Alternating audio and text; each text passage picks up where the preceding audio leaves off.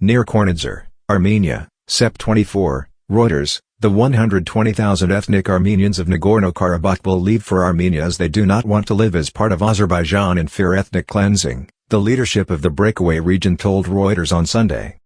Armenia's prime minister also said the Karabakh Armenians were likely to leave the region, and that Armenia was ready to take them in, following a defeat last week at the hands of Azerbaijan in a conflict dating to the fall of the Soviet Union. The Armenians of Karabakh, a territory internationally recognized as part of Azerbaijan but previously beyond Baku's control, were forced to declare a ceasefire on September 20 after a lightning 24-hour military operation by the much larger Azerbaijani military. Azerbaijan says it will guarantee their rights and integrate the region, but the Armenians say they fear repression. Our people do not want to live as part of Azerbaijan. 99.9% prefer to leave our historic lands, David Babayan, an advisor to Samvel Shah Armenian, the president of the self-styled Republic of Artsakh, told Reuters. The fate of our poor people will go down in history as a disgrace and a shame for the Armenian people and for the whole civilized world, Babayan said. Those responsible for our fate will one day have to answer before God for their sins.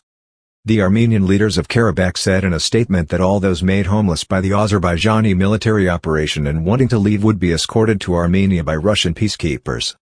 Babayan said it was unclear when the population would move down the Lakan corridor which links the territory to Armenia, where Prime Minister Nikol Pashinyan has faced calls to resign for failing to save Karabakh. In an address to the nation, Pashinyan said some humanitarian aid had arrived but the Armenians of Karabakh still face the danger of ethnic cleansing.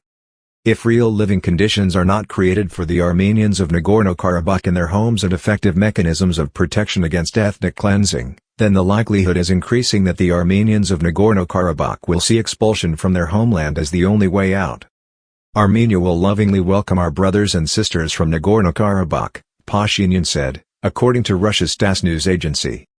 A mass exodus could change the delicate balance of power in the South Caucasus region, a patchwork of ethnicities crisscrossed with oil and gas pipelines where Russia, the United States, Turkey and Iran are jostling for influence. Azeri victory. Last week's Azerbaijani victory appears to bring a decisive end to one of the decades-old frozen conflicts of the Soviet Union's dissolution. President Ilham Aliyev said his iron fist had consigned the idea of an independent ethnic Armenian Karabakh to history and that the region would be turned into a paradise as part of Azerbaijan. Armenia says more than 200 people were killed and 400 wounded in the Azerbaijani military operation. The fate of the ethnic Armenian population has raised concerns in Moscow, Washington and Brussels. Nagorno-Karabakh, known as Artsakh by Armenians, lies in an area that over centuries has come under the sway of Persians, Turks, Russians, Ottomans and Soviets. It was claimed by both Azerbaijan and Armenia after the fall of the Russian Empire in 1917. In Soviet times it was designated an autonomous region within Azerbaijan. As the Soviet Union crumbled, the Armenians there threw off nominal Azeri control and captured neighboring territory in what is now known as the First Karabakh War. From 1988 to 1994 about 30,000 people were killed and more than 1 million people, mostly Azeris, displaced. In 2020, after decades of skirmishes, Azerbaijan, backed by Turkey, won a decisive 44-day Second Karabakh War, recapturing territory in and around Karabakh. That war ended with a Russian-brokered peace deal, which Armenians accuse Moscow of failing to guarantee. The Armenian authorities in the region said late on Saturday that about 150 tons of humanitarian cargo from Russia and another 65 tons of flour shipped by the International Committee of the Red Cross had arrived in the region.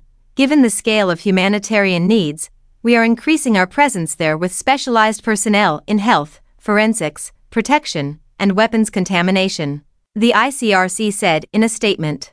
With 2,000 peacekeepers in the region, Russia said that under the terms of the ceasefire 6 armored vehicles, more than 800 small arms, anti-tank weapons and portable air defense systems, as well as 22,000 ammunition rounds had been handed in by Saturday. Pashinyan, who has publicly accused Russia of failing to support Armenia, said on Friday space for 40,000 people from Karabakh had been prepared in Armenia. Azerbaijan, which is mainly Muslim, has said the Armenians, who are Christian, can leave if they want. Around 20 ambulances are due to evacuate some of the wounded from Nagorno-Karabakh to Armenia, a humanitarian source who spoke on condition of anonymity told Reuters.